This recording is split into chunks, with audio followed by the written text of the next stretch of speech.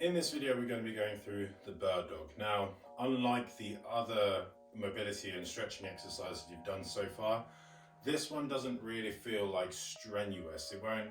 I've had a lot of clients say in the past that they feel that this one is easy.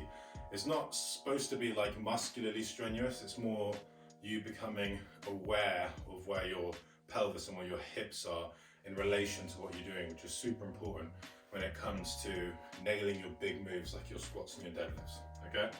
So, we're gonna start on all fours, okay? Hands directly under the shoulders, knees directly under the hips.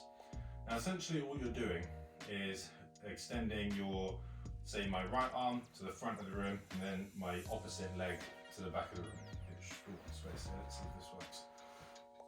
Like that, okay? Now, a lot of you, like I said earlier, will find this quite easy, but the key thing I want you to keep an eye on is watching my lower back.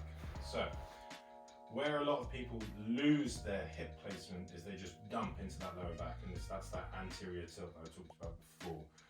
And this puts a lot of pressure on the lumbar. So, the key thing is if this is anterior tilt, I'm going to bring my spine to neutral. That's neutral, okay? Now from here, I'm going to make sure I hold neutral. So I'm very slowly and extend my left leg and my right arm. Don't need to go far.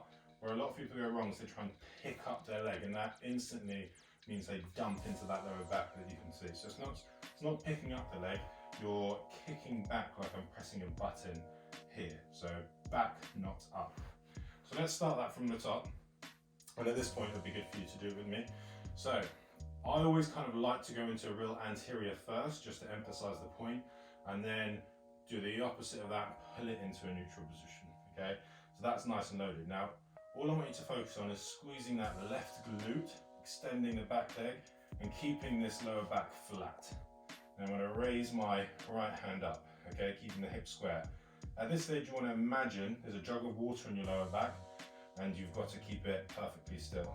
Now from here, we're going to go 3 deep breaths. I'm just going to relax a little bit whilst I do this. So once you find that position, the whole purpose of this is we're going to teach you how to breathe whilst bracing your core, so whilst protecting your spine.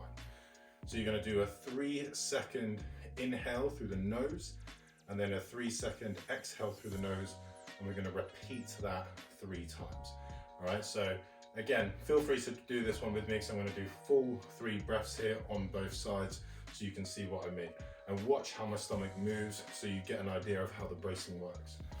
Okay, so on all fours, that anterior, pull the spine into neutral, and then left leg back, right arm forward.